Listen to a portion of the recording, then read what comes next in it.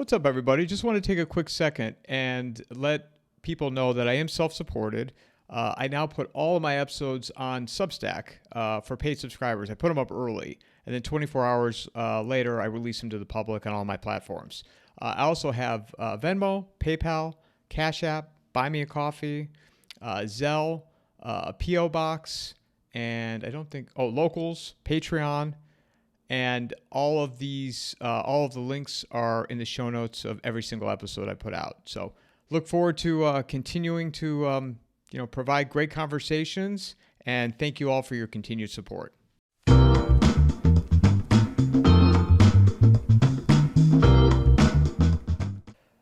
Jim, when was the last time we did a solo episode this summer? And you're on here monthly, sometimes more. But yeah, it's been. So what is that, 4 months, 5 months? So the last time you and I did a solo episode. I know. I can't be trusted here alone. I need some kind of monitor like Column or Matt. Hopefully you can hold your own. Can you hold your own solo? You okay with this? I guess so. I had one of those days where I get up at 4 o'clock in the morning to write a blog on Monday. So, my brain's a little bit full of weevils. But I'll probably do okay. You'll be able to muster up the courage and get through this on your own? I'll try to gird my loins for this. Well, I want to start off, I haven't, this is the first conversation I've been able to do this for the end of the year, because last year I did more of them, the movie Hollywood talk, and because I figure, the world will, it'll still be around next week, and we can get back to all the fuckery that's going on in the world in January. So that's not going away. No. But fuckery abides. Fuckery abides. But it's one of the stories that I follow. You have a love of movies. You have a love of obviously writing, reading, history. But I love movies, as you know. And I can't go toe-to-toe with you or Luongo with some of the things. But as a kid, I grew up going to the show, going to the movies a lot. I love Siskel and Ebert. Used to watch that show all the time. Recorded on my Betamax because it was on Sunday nights. It was a great show. I miss those guys. Do you know a lot of their episodes are on YouTube, though? This episode is brought to you by McIlvaney Financial Group. Their advisors bring a depth of knowledge and experience that allow them to serve their clientele with care, ensuring their financial needs are met now and in the future. Personally, I'm not saying cash is worthless, but you can see what's happening. It's worth less every year. Gold is the opposite. Click on the promo link in the show notes or go to www.mcilvaney.com/coffeeandamike. What they're still on? Like the old episodes. If you search them on YouTube, you can find a lot of the old ones. I'm not surprised. Everything is on YouTube. The whole history of the world. In fact, I think we're duplicating reality, like moment for moment for everybody on YouTube, so that it'll be an alternative universe. YouTube is if you get sick of living in the real one, you just go to YouTube and pick a time and place, and you just go down to a rabbit hole. You could literally search something, and there's thousands of videos for whatever rabbit hole you want to go down. But Siskel and Ebert, they even have the clips. So remember how the show was a half an hour and they would usually do 3 or 4 movies? Well, they have it broken down. They have clips of a movie, just that 4-minute segment that you can go on and watch. Yeah, cool. Which YouTube was perfect. Let's figure it out. Let's figure out what's going on with Hollywood and movie production. Well, it's to me now, we're seeing the latest with Warner Brothers, right? Warner Brothers, which includes HBO Max, all the DC Comic, Discover. I think CNN is part of that as well. But there's a bid going on between Paramount and Netflix. Netflix won the initial bid. Then Paramount came in with a hostile takeover, which Paramount Plus is now Showtime. They just bought the rights to the UFC. They bought boxing. I'm sure I'm missing some other components that they have in there. And then there's Saudi money apparently backing Paramount, tied into it. So last I saw, it looked like it was moving towards Paramount. So I don't know what Netflix, if they're counter-proposing or what the status is with it. But to me, it also signals just the end of an era of the movie theater, movie experience that I grew up with. These are separate issues, I think. Whoever is trying to put together the financing for this business and and where the actual, movie as a art form is going, I think are two separate issues. For example, you could go back to the let's say 70s or 80s when the Japanese were investing heavily in American movie studios. And if you look back now, you discover that didn't have a whole lot to do with really what was happening in the direction of the art form itself. And of course, starting in the 2000s, you get a tremendous Chinese influence in movie production in America because they have this enormous market in China for American movies. And and plus the CCP has an interest in creating as much propaganda as they can in the American movie production world. So, that was a phase that we went through, and now, the oil rich countries are investing in Hollywood. If there's anything left to invest in Hollywood, in terms of a studio that actually works, that can actually put stuff out that people want to see.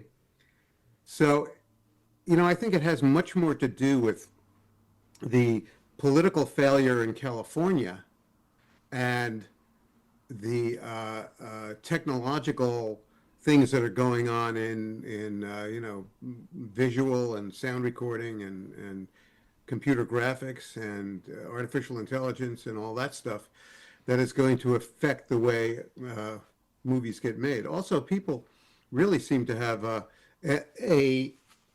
rapidly shortening attention span. Scott Adams was talking on his podcast the other day about how he can barely endure to sit through a feature film anymore. It seems like it's just asking too much of his brain. He's so attuned to, short TikTok videos and stuff like that. And so I wonder if the movie is going to continue to be the art form of, modern times. Modern times themselves seem to be kind of drifting away back into the tides and mists of time. And one of the reasons I say that is because, I've been functioning as a novelist for many years. And it seems to me that the novel as an art form, especially as, it was well, it wasn't the only art form of the mid 20th century, but it was a very important one. The movie was really the art form of the 20th century, but the novel was very important too, and it's almost completely died. I mean, you go to Amazon or you go to a local independent bookstore, and you'll still see books on the table and in the shelves. But many of these are either vanity books by celebrities or novels written by mentally ill youngsters in the Iowa Writers Workshop, who don't really have much to say about the world, writing about their internal struggles. And those books sell maybe 500 copies, and that's the end of that, and that's the end of that career. So I really wonder if people will read anymore.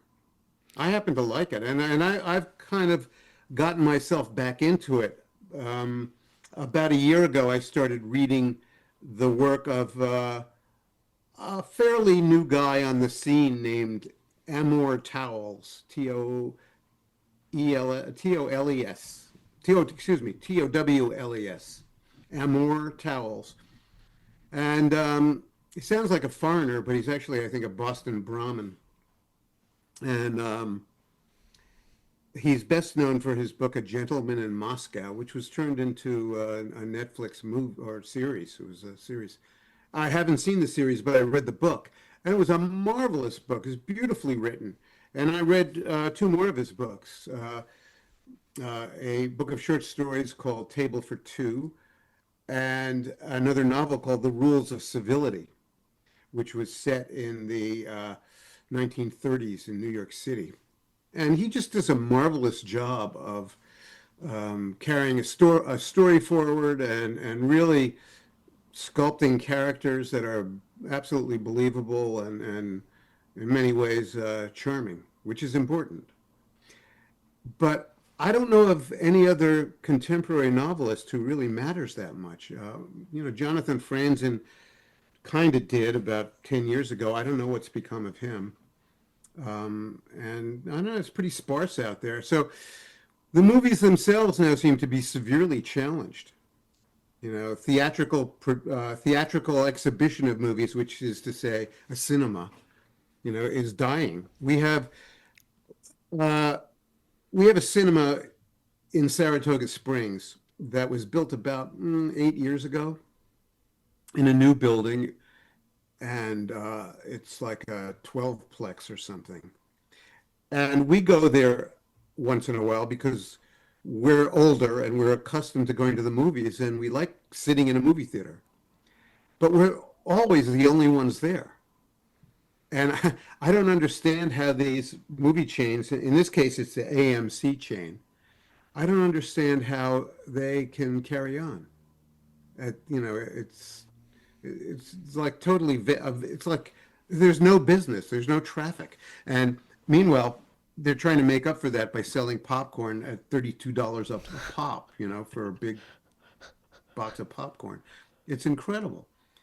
Um, and Of course, most people stream movies at home, and the flat screen TVs are really good. They're kind of comparable to a movie theater, maybe. They're certainly better than the old cathode ray tube TVs that we had up until maybe the early 2000s. Um, and you can make your own popcorn, and it doesn't cost $32, and it's an okay experience. But the selection, it's become a wilderness of garbage. You go to Netflix, and just the experience of surfing through all of their offerings is so demoralizing. You really wonder how these movies got a green light for production in the first place. They seem so fluffy and dumb. And so there's not much to see. There are a few good things out there now, but we can talk about that. Anyway, I don't know that the new arrangements for the movie studios, if the ownership changes and the investment comes from other places, I'm not sure how that's going to change anything because there are all these other things going on. Hollywood itself is falling apart. It probably has an awful apart from the sheer politics of Gavin Newsom and what's her name, the mayor of Los Angeles, Karen Bass. Karen Bass. Apart from them just destroying the state in about 11 different ways, the movie studios themselves and the movie studios I'm sorry, I've got that 4 a.m. get up in the morning kind of incoherence. The movie studios themselves have kind of wrecked themselves with their own ideological politics and their DEI. And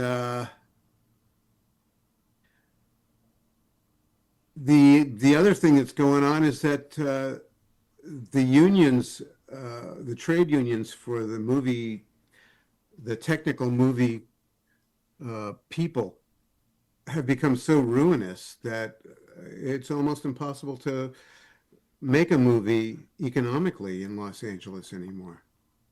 So and it's so much easier to go somewhere else. You can go to Eastern Europe or Malta or a lot of other places in the world where you can make a movie where you don't have to pay the Teamsters union.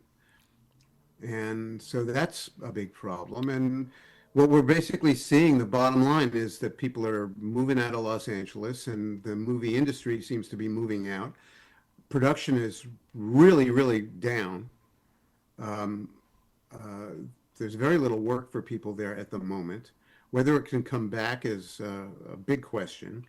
And it may be, there's been a big fear for some for in recent years that AI is going to kind of wreck the acting business because they'll be able to just create an artificial actor who looks real enough to depict in a movie, and they'll probably get better and better at it. Maybe they'll license people's physical features or their voice or some aspect of their character, the character of a real actor, to do this, to accomplish the AI thing.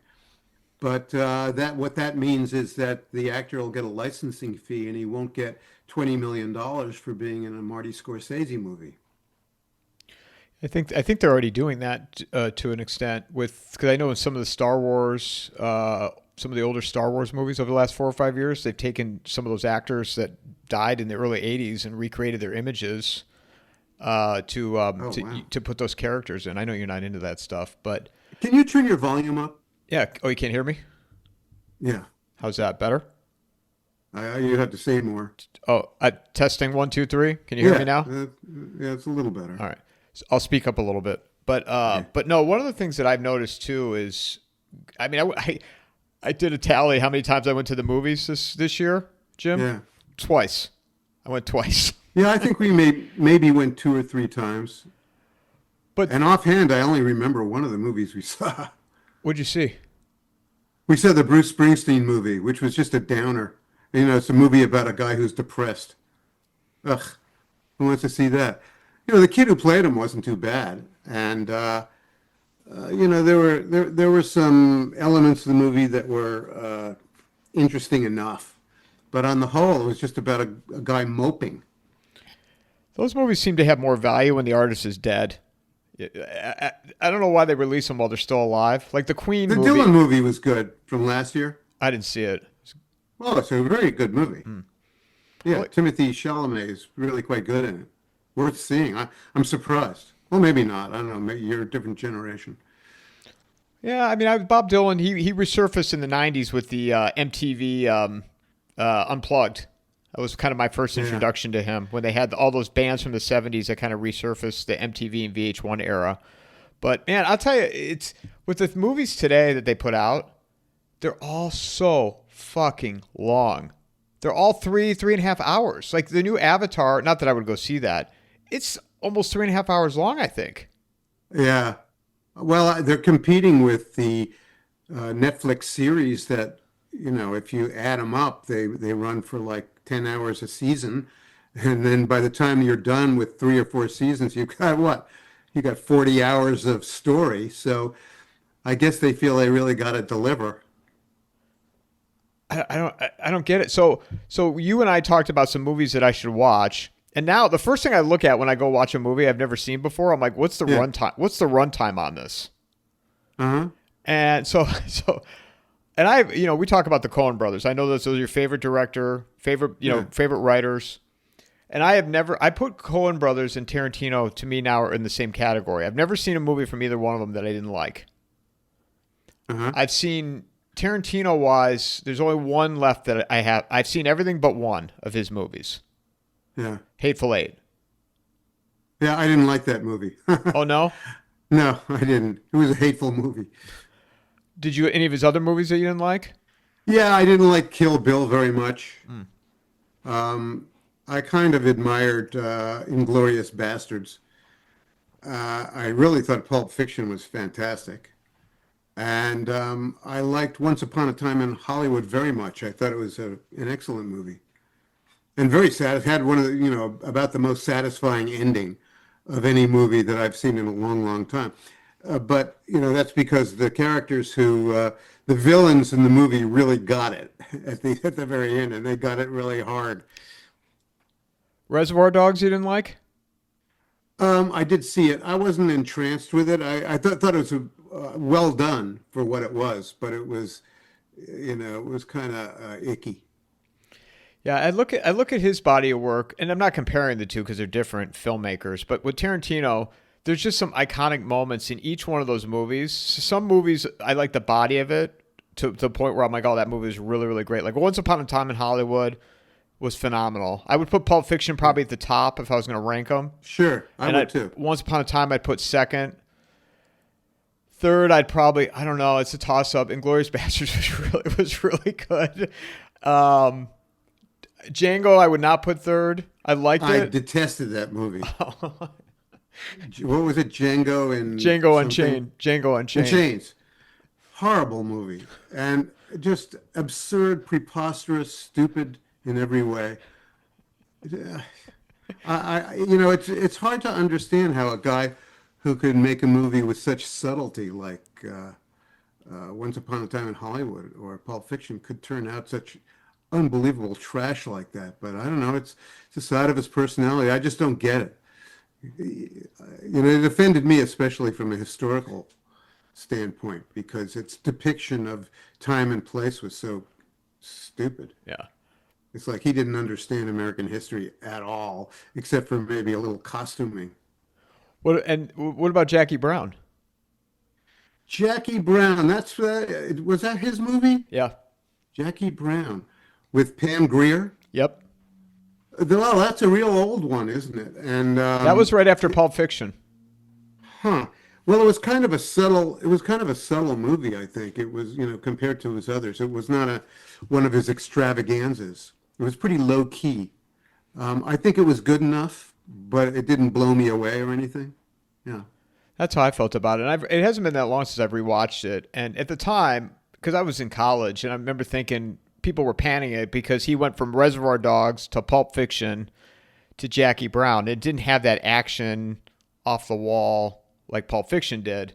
But you watch it now, and it's really good. Like, the dialogue in it is very good. The music selection is very good. I mean, that's the thing about Tarantino. His music is always excellent. Yeah, that's true. It might be worth me going back to see it. I haven't thought about it for forever.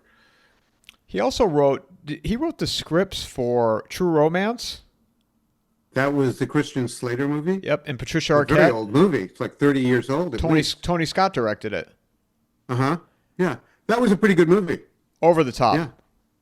Yeah, over the top, but good dialogue, and it had a lot of dramatic velocity, which is very important. Probably one of my favorite Christopher Walken scenes is in that movie with the whole Dennis Hopper, and he's like, "I'm the Antichrist," and he says, Dennis Hopper's like, "Who are you?" He goes, "I'm the Antichrist." You tell God you never saw somebody on earth so evil, or something along the lines of that. I don't remember it at all. It's such a long time ago. He's only in it for like that one scene. It's like 10 minutes long, but it's a fantastic vintage Christopher Walken. Yeah. But he also wrote the script for Natural Born Killers. I remember that one too. I hated that movie. Hated that movie. Was that Christian Slater too? No, it was Woody Harrelson. Woody Harrelson. Yeah, I don't remember. Hated that movie, Jim. I hated that movie so much. I was in college and everybody loved it, and I was like, this movie sucks. Yeah. But he's got a script that he was going to direct it, but now David Fincher's doing it. They're doing a sequel to Cliff Booth, Brad Pitt's character, a movie called The Adventures of Cliff Booth. I think next year it's coming out. Which I'll go see that in the theater. Okay. Well, I don't have anything to say about that. Well, just Brad Pitt's character from Once Upon a Time in Hollywood to do a sequel, a standalone about his character. Yeah. Okay. I'll stand by. I'll wait for it. Yeah. Okay. Great. So there's some exciting things coming out in the theater next year.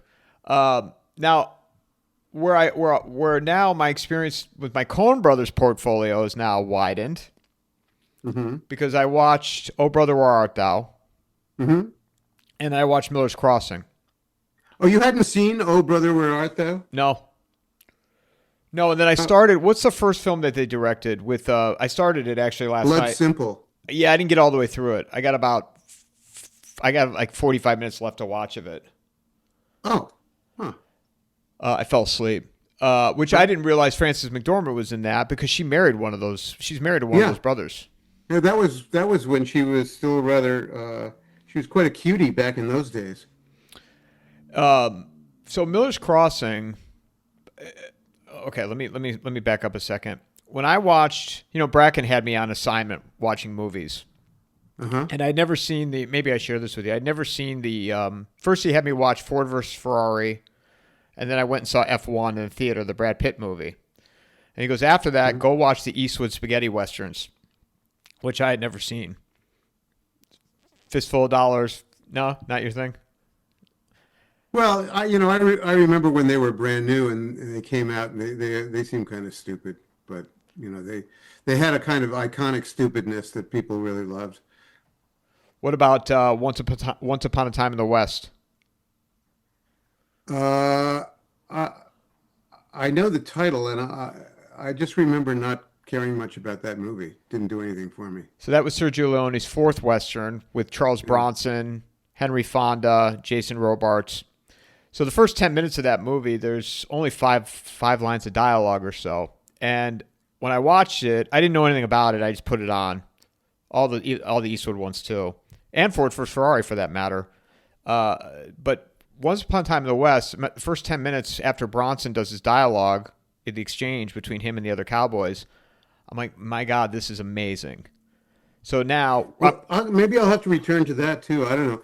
For my money, there are really just two great westerns that came out of that period, and the first one was Sam Peckinpah's Wild Bunch, and that was a pretty good movie, but it still wasn't. The best of the lot was way ahead of them, and that was Robert Altman's McCabe and Mrs. Miller, which came out in 1970 or 71, and it was just a beautiful movie and a very strange movie. It took place in a Pacific Northwest mining camp town that is actually they built the set and elaborated it into a town as they went along. And the town they were building the set as they were building the town in the movie, and it was just a beautiful lyrical movie with Warren Beatty and Julie Christie.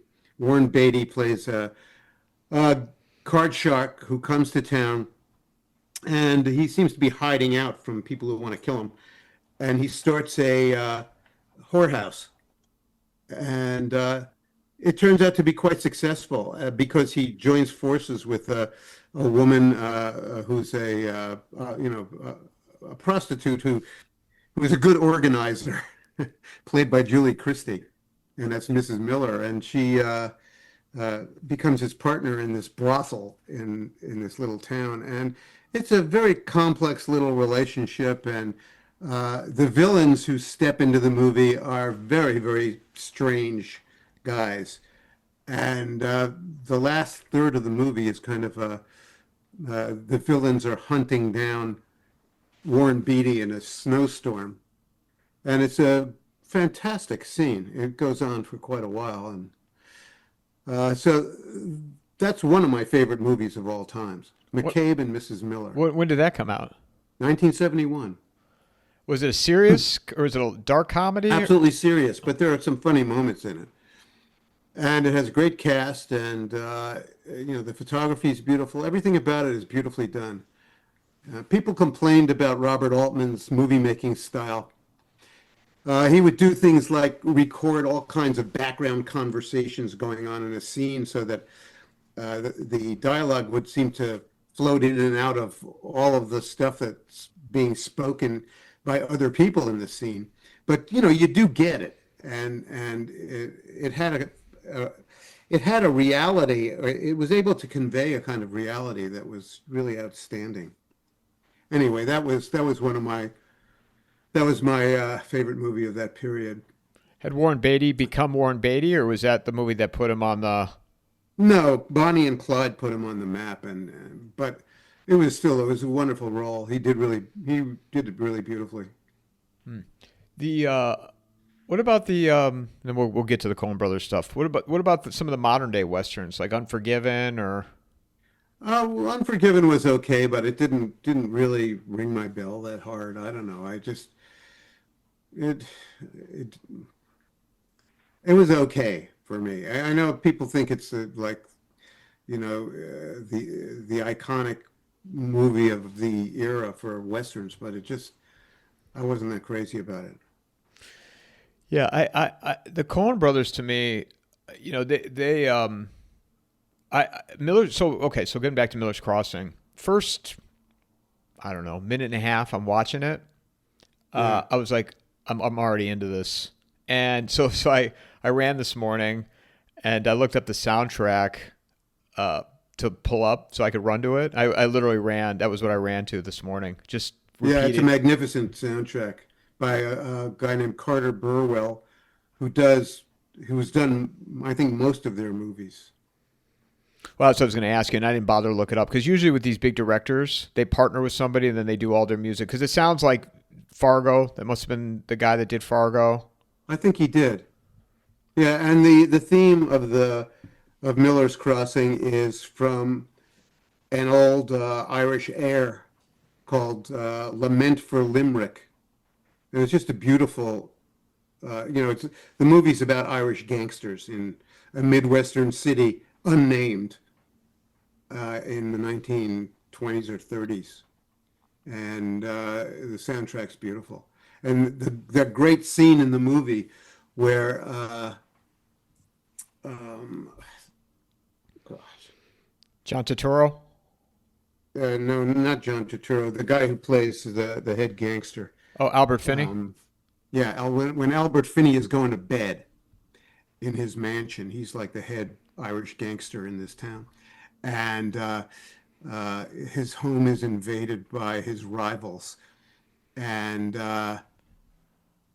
he's listening to Danny Boy on the phonograph, and the song just takes over the whole scene while he's doing these incredible gymnastics with a machine gun, firing back at these villains who have come into his house, and then he kind of cartwheels out the window and lands on the ground with his machine gun, and he's strafing this car that's trying to escape down the street, and Danny Boy reaches its melodic climax when when the car runs into a tree and bursts into flames, and it's one of the most magnificent scenes that you'll ever see in a movie. It's just so beautifully orchestrated and beautifully choreographed. And the Tommy gun doesn't seem to run out of ammo either the whole time. Because he's Right. shooting into the window. He's shooting the other hitman in the window, and the hitman is getting spun around. He's not going down. He's just spinning around, spinning around, spinning around. And then he turns around, and the car's shooting at him. And he's already fired probably, I don't know how many, Yeah, he's got like 1,200 rounds in that Tommy gun. And you look at Albert Finney, I mean, I look at him and I think of Daddy Warbucks from Annie. Oh yeah, well, yeah, he's a middle-aged guy. It doesn't look like he could, perform that kind of athletic feat that he does in the movie, but it really sets him up as a serious dude. Well, and Gabriel Byrne, his role, because and this was the thing too. I went and watched Siskel and Ebert's review of Miller's Crossing. I'll email it to you after because you probably get a kick out of it. Siskel loved the movie. Ebert said, "I recommend it, but I'm not as enthusiastic about it as you are." Jeez, Yeah, he was off on that one. and he was calling out some holes on it. He's like, "How did Gabriel Byrne?" He goes out in the woods with John Turturro, and the other two guys don't even verify to make sure that he actually shot somebody. Which, I mean, whatever. well, It's a movie. It's yeah, drama is the art of suspending the audience's disbelief, and if sometimes with some viewers they fail. So I guess they failed with Roger. well. But Siskel responded. He goes, "Well, yeah, I just factored in their Italian. They're Italian hitmen, and they're not very smart to think about checking for the body." yeah, there you go.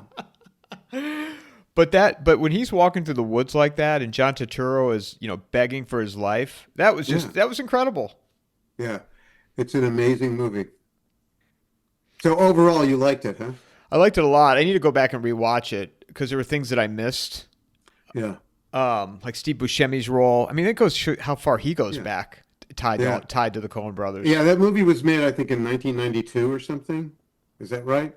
I think about. 90, 91, somewhere. And Steve Buscemi was just starting out, and he plays a young kind of gangster hanger-on named Mink, he's the homosexual lover of the John Turturro character, who is Bernie the Schmata, he's a guy who is a young gangster who has taken to double crossing everybody and has gotten himself in a lot of trouble. And that's sort of the heart of the movie. Yeah, because the Italian mobster in the beginning wants him killed, and Albert Finney Yeah, won't allow it because Albert Finney's girlfriend, that's her brother. that's right. Yeah. So it's a very complex movie with complex emotions and a beautiful period production. You know, beautiful costumes and sets, and they filmed the whole thing, I believe, in New Orleans. And that's where they got all those magnificent empty factories and loading docks and alleyways and streets that hadn't changed in 75 years. So it was quite a great feat of movie making. I don't think it was a big box office hit, but it was certainly, an artistic triumph. Well, you see the evolution of those guys too. To where their first movie, I keep blanking out. What was the name of the original? Blood Simple. Blood Simple. So you see that movie, and then you see Raising Arizona, and I I remember didn't like that one that much. Raising Arizona. Yeah, I wasn't that crazy about it. I was a kid. I mean, it's been a long Yeah, time since I've seen it. I remember liking it. Um, but that I think got a lot of attention for them. it did. Yeah. It did. Blood Simple was, I think, very big hit for them. It put them on the map. And one of the great things about the Coen brothers is that they carved out this career for themselves where they didn't have to take a lot of shit from the studios, or maybe none. They carved out a career where they could make all the decisions about how their movies would be finished, how they'd be edited and how they would finally, hit the screen. They didn't get a lot of stupid notes from stupid producers.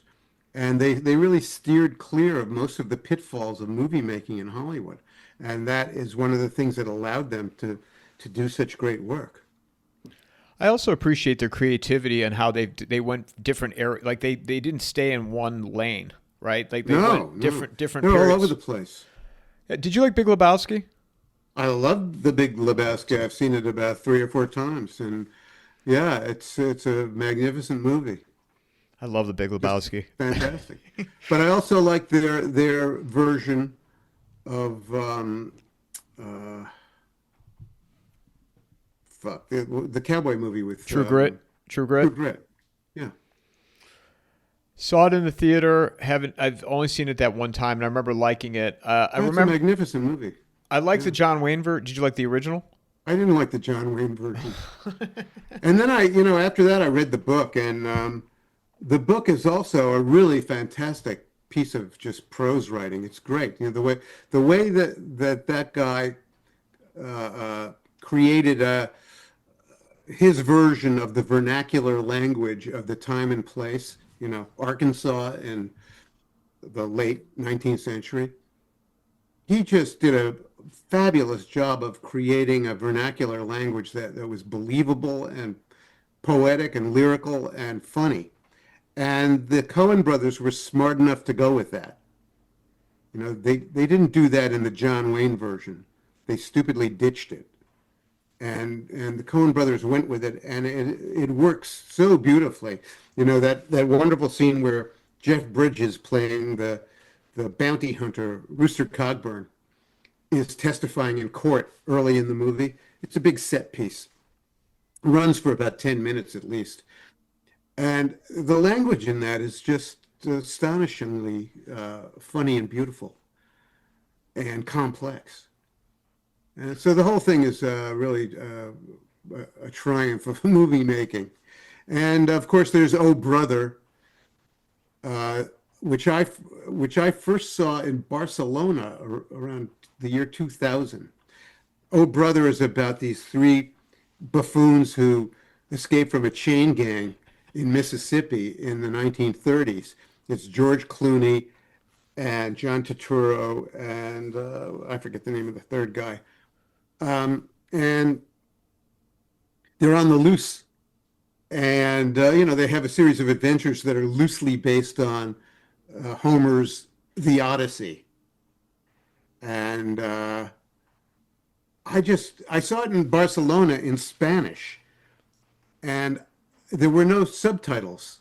It was just dubbed. And I had a fair idea of what was going on in the movie, but it wasn't until it opened later in the United States. About a month later, I saw it in America in English, and I was stunned by how brilliant the screenplay was. The first time I saw it, where it was dubbed in Spanish, you just didn't get any sense of the vernacular language that they were using. But boy, it was really stunning the second time I saw it. So, and the music was so beautiful, and so it's a great movie. Yeah, when George Clooney, first gets in front of the microphone and he's singing, Yeah, that's just an iconic scene. yeah, the Foggy Bottom Boys. That's another one I need to rewatch though, because there's a lot of things. Those movies, like The Big Lebowski, they get better the more you watch them. It's true, they do. Yeah, there's a lot. There's a lot that you just pick up more and more, and it's really an amazing thing. I don't know where they're going now. They kind of the Coen brothers kind of diverged about 4 or 5 years ago for a while, and Joel, the director, made Macbeth. He made a version of Macbeth that was kind of a dreary version of it, I thought. And his brother Ethan made a really, really bad lesbian road trip movie, whose title I don't remember. It was so bad. I was excited when I saw that he was making a movie on his own. And so I forced my girlfriend to go see it. And it was so appalling. We actually walked out on it. So I don't remember the name of it. How long ago was that? It was a turkey, and it died at the box office, and it was very unfortunate. I wish they'd get back together again and make another movie. How long ago was that movie came out? 2-3 years ago. Oh, so not that long. No. I still would put my favorite of theirs. I think Fargo is. No, Fargo is right up there with all the rest of them. Fargo's fantastic. That's like the pinnacle to me. Well, No Country for Old Men is pretty good. I mean, they won 2 Best Pictures for both of each of those won a Best Picture. Yeah. Fargo was so simple but yet complicated. Like Wow. how they wrap up the end of it, but yet how the William H. Macy has this simple plan to get money from the father-in-law, and it just spirals and spirals and spirals. Lies, lies, lies. Yeah. And the unraveling of that pathetic character is really something to behold. And then the 2 hitmen, the Yeah. one that didn't talk. Yeah. Peter Starmeyer. He played one of the anarchists in The Big Lebowski, by the way. Oh, that's right. The guys who put a weasel in the bathtub, where when Jeff Bridges is trying to take a bath. Flea from the Red Hot Chili Peppers was one of those guys. Yeah, he was, I believe. Yep, I believe that's true. So, and No Country for Old Men, of course, which was, it's really hard to say which one of those is their best movie. I happen to like Miller's Crossing, I think, best of all, but I love them all, and they're all just great movies. They're just at the top of the Hollywood game, if there is such a thing. Did No Country for Old Men? Did you read that book? I did read the book. Uh-huh. And as far as I can tell, the movie was pretty faithful to the book. You assume the wife dies at the end, right? When I don't remember. It's been such a long time, and I couldn't tell you what the difference was between the book and the movie at this point. And I've seen the movie 2 or 3 times since then, and I only read the book once.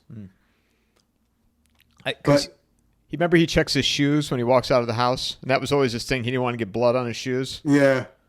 God.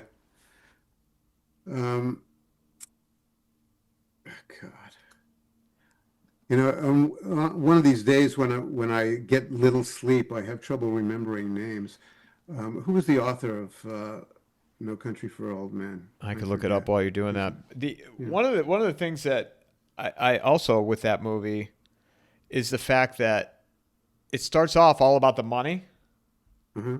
They're chasing the Right. money, and then by Yeah. the end of it, the money is irrelevant. Well, yeah, because the killer Anton Chigurh doesn't seem to really care that much about the money. All he really cares about, it turns out, is just killing people. Cormac McCarthy is the author. That's right, Cormac McCarthy. And yeah, his books can be pretty grim. Did you ever read a book of his called Blood Meridian? No. I think there have been attempts to try to make a movie out of it, but it's so bloody and awful uh, that they never succeeded. They never got to the screen. And No Country for Old Men, that was a beautifully written book, very economical. And the movie is also very economically made and told, very sparse, but Well, and then it shifts to Tom. beautiful. No, I didn't mean to cut you off. But then it shifts to Tommy Lee Jones, though, too, right? And his idea of retiring and this world is no, it's no country for old men. That's what I think is. That's what I think is so fascinating about that film is how it shifts from the first half is all about the money and Josh Brolin, and then the Yeah. last 20 minutes you forget about all that. Well, I don't want to put out too much of a spoiler, Oh, but sorry, it's Josh 30. Josh Brolin gets offed, in the last quarter of the movie. But you don't really know. I mean, it was the cartels that killed him, and then Tommy Lee Jones goes into the hotel, and you see a scene with Javier Bardem. You don't know if he's in the room or not. And then Tommy Lee Jones looks around and he just sits on the edge of the bed. It's very bizarre. That I was think very Javier bizarre. Bardem, who plays Anton Chigurh, is in the next room in the hotel next door. I think, They if don't. I'm But they don't ever remembering that clarify correctly. that though. They never really say. Uh-huh. Well, like I said, all you got to do is be plausible. You don't have to be correct when you're spinning a story. Well, and also with that, last thing I'll say about that movie was the fact that another iconic scene when he goes into the gas station and the whole coin flip, Oh yeah. and the guy With this guy realizes he doesn't know. He's basically making a life and death bet with some stranger, some poor, pitiful old guy he never met, would not mind, taking his life for nothing. And but he realizes it though. I think the old guy realizes that if he guesses wrong, that he was going to die. I think he could correctly identify psychopathic behavior. And then he goes into the trailer park looking for Josh Brolin, and that woman stands up to him, and he looks Yeah. defeated, and he has to walk out of there. He loses to her. Well, we don't have that much more time. Let's move on to some other movies that we were going to talk about. Um, I'd like to talk a little bit about Paul Thomas Anderson because he's also really an interesting movie director. He's made some movies I really like and some movies that didn't care for that much. He made Magnolia with Tom Cruise and Jason Robards, and that was, in many ways, it was just a very beautiful, moving movie about a guy who's kind of a self-involved, a narcissistic star. This is a young guy played by Tom Cruise. I think he's like a Tony Robbins type character in the movie, and his dying father, Jason Robards.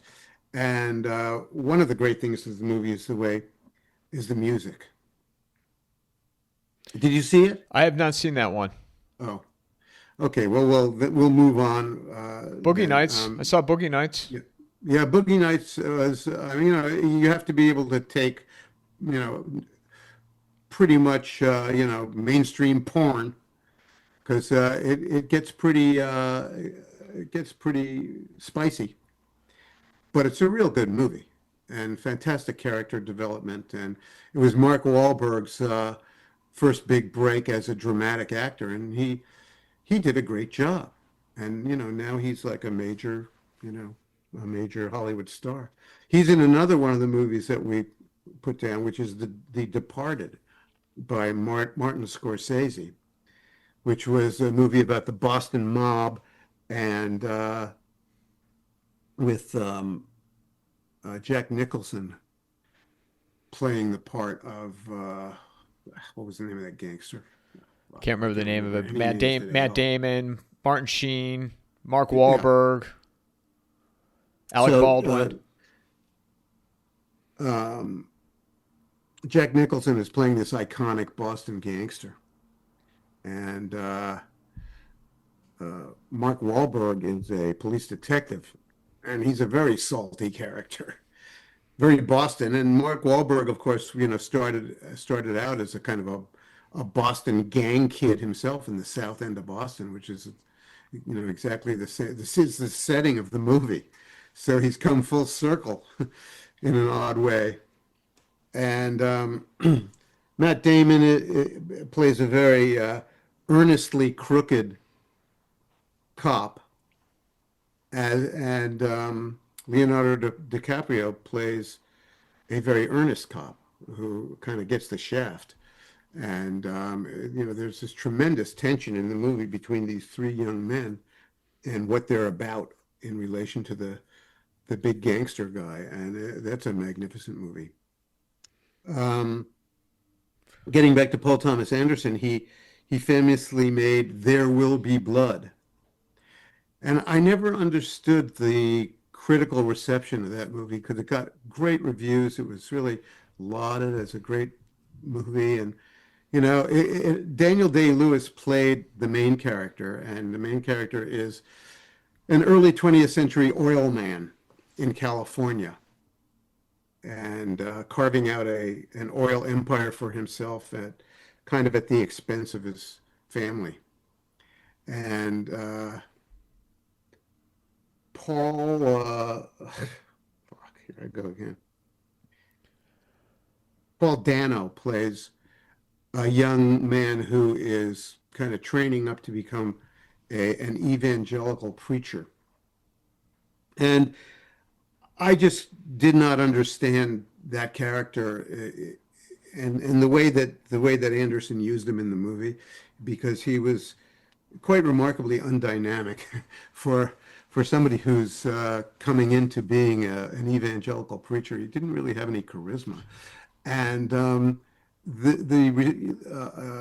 character played by Daniel Day-Lewis has this just psychopathic reaction to him, which just was hard to understand. And the whole climax of the movie is him, beating this guy up and it didn't make a lick of sense to me. I couldn't figure it at all. So I had to kind of dismiss that.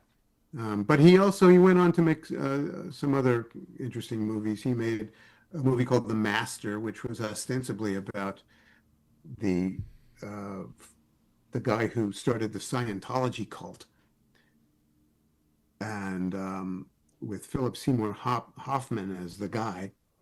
And Philip Seymour Hoffman was started out in Boogie Nights, where he plays this kind of feckless young technician on the porn movie set who is really kind of a squishy character. And as he gets older, Philip Seymour Hoffman turns into such a hardened character. I mean, he's playing really hard guys, and so this is him doing that business in The Master, and it was a wonderful movie with Joaquin Phoenix as this feckless sailor coming out of World War II who gets involved with the cult and creates all kinds of problems for himself and the cult. But very complicated movie and very interesting.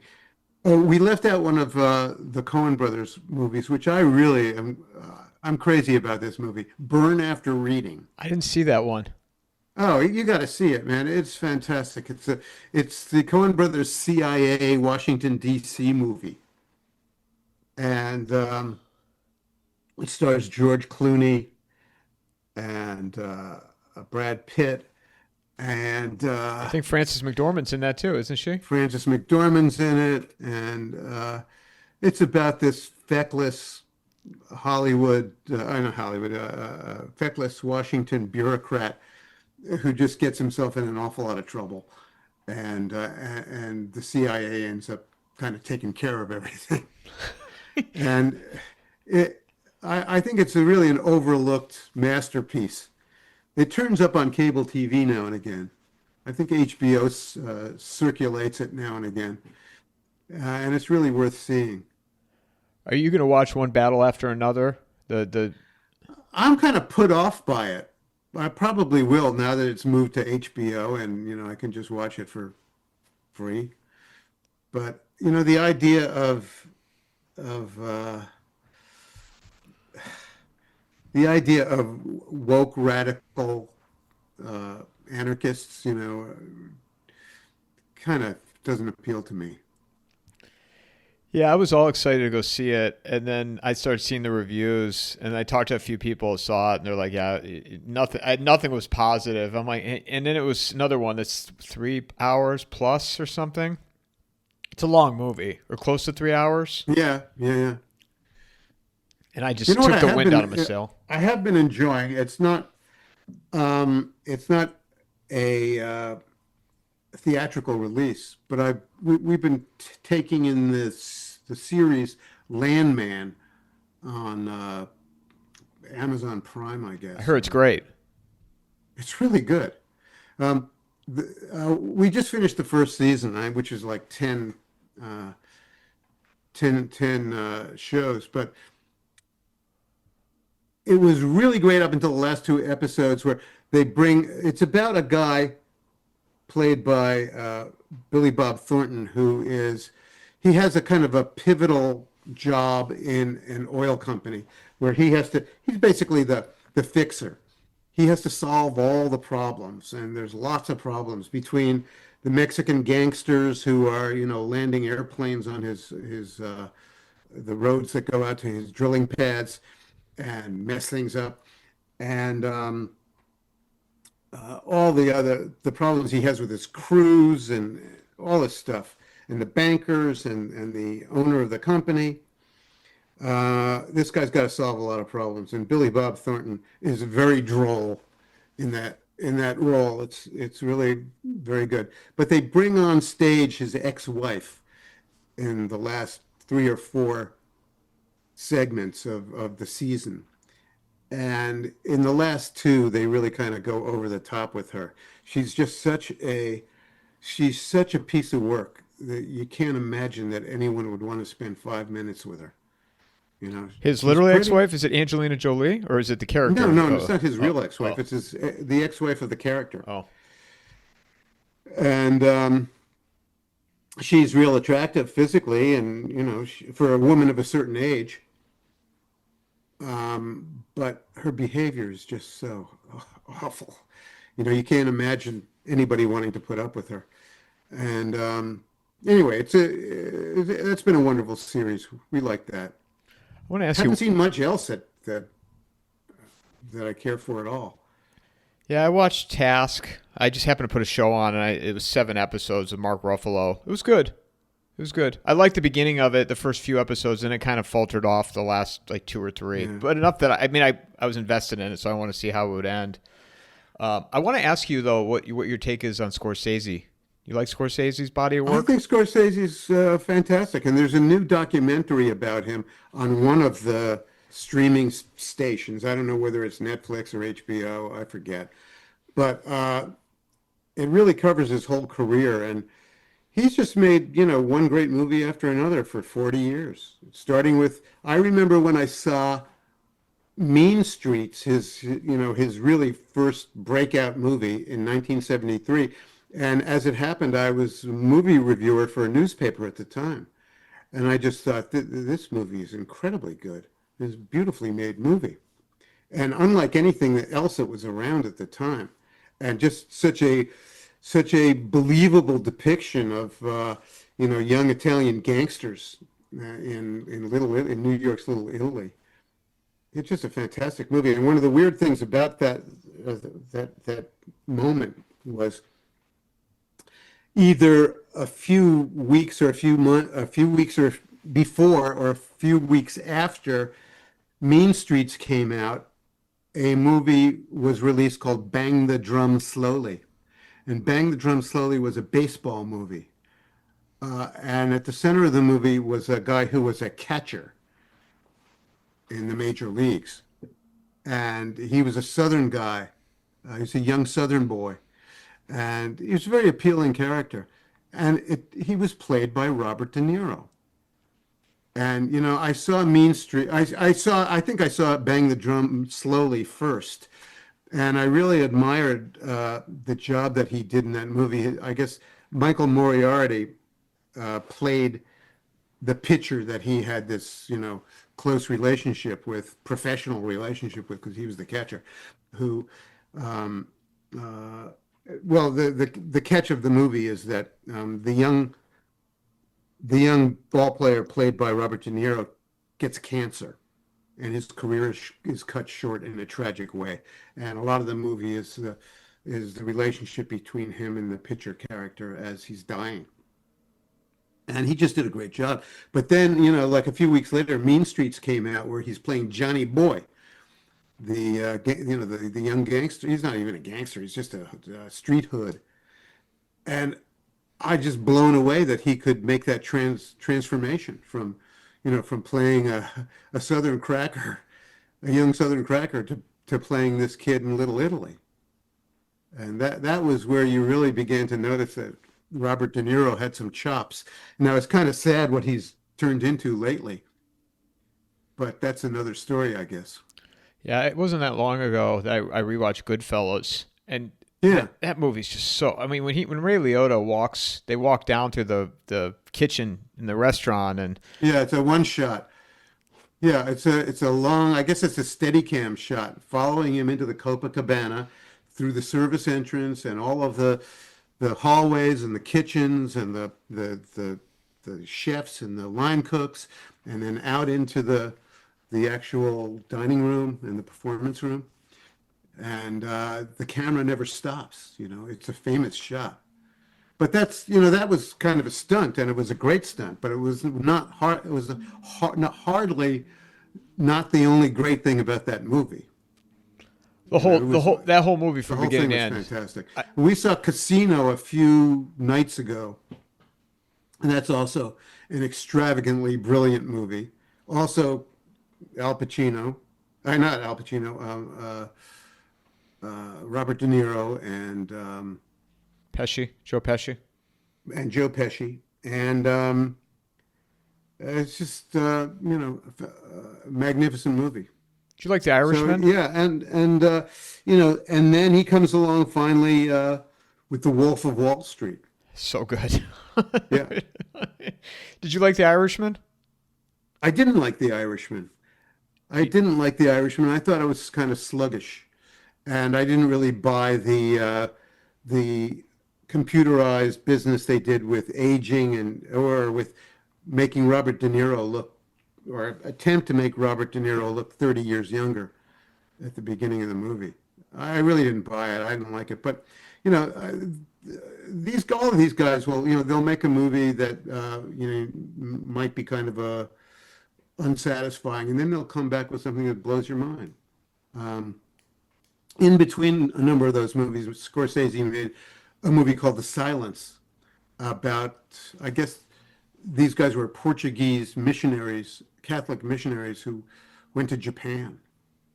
And, Japan was such a starkly different culture that the story of them actually confronting Japanese culture is just an astonishing experience. It's a bit slow and it's kind of brutal, but it's a beautiful job of movie making. The Silence by Scorsese. I think it's only about 5 or 6 years old. I'll have to look that up. I like. I know we're at the end here, but I like The Aviator and Gangs of The New York. Aviator's a wonderful movie. Yeah, that's about Howard Hughes, and especially mostly about his early years in Hollywood and in the airplane industry, which he kind of did at the same time. He made movies and made airplanes at the same time. So he gets in on the ground floor of uh, the aviation era, and he gets in at the ground floor of the talking pictures. Although I think he made one great silent movie about World War II aviators. Excuse me, World War One aviators. I think maybe it was Wings. Was that the name No, of is it? it Blue Angels? I think it was Wings. I'm not sure. Anyway, The Aviator is a great movie, and Leo DiCaprio is excellent in the movie. He does a very long, slow depiction of a man breaking down, and he does it very well. And Gangs of New York. Bless you. I did not like Gangs of New York. Really? Yeah, I admired a few things about it.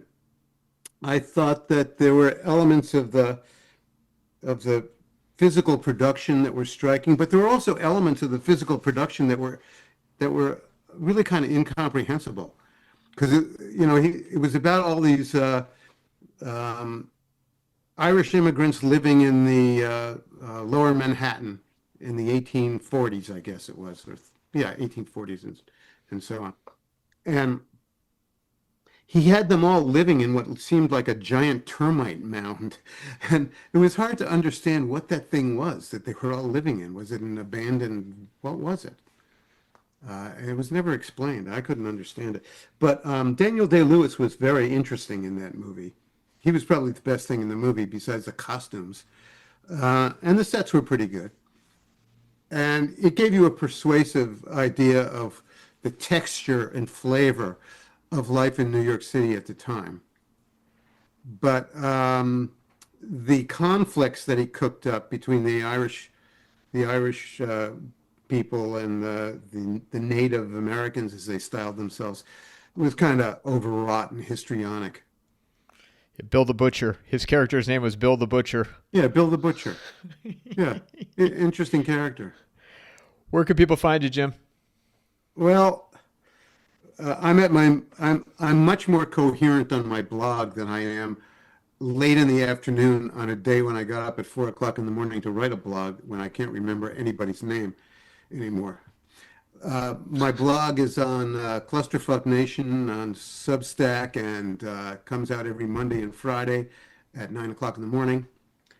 And on those Mondays and Fridays, I'm pretty wrecked by the late afternoon, so that's why I can hardly talk.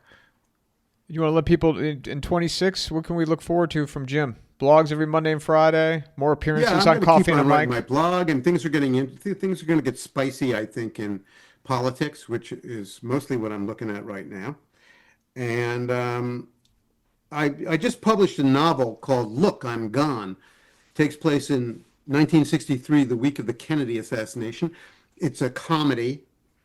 It's a comedy with its darker moments. And it's J.D. Salinger's debut as a character in literary fiction. And I think that readers will have a good time with it. So I'm doing that. I think I'm going to probably start another novel in February, maybe. I want to write a 1960s college novel because I was there. And I've been wanting to write this for a while. As always, thank you for taking the time. And as we wrap up 2025, and I think I've told you this before, but if I haven't, I'm going to say it now. I've had a lot of success on the show, and would not have happened if it wasn't for you. From that first phone call when you answered, when I cold called you off your website, whatever Really? 4 or 5 years ago, I think. And you've been a mentor to me and a friend, and I was able to hang out with you for a couple of days this summer, and you opened your house up to me, and so I Oh, want to sure. say, So it was fun having you. It was fun hanging out. I just you taking me to Saratoga and showing me showing me the houses and Hudson River, and so I truly thank you for everything you've done for me. So Hey, well, you're quite welcome, and thanks for having me on your blog. I'm sorry that I could barely talk today, but next time, I'll probably be better equipped. I appreciate it, and won't be that long before we talk again. Mic drop. Okay. Bye-bye, Mike.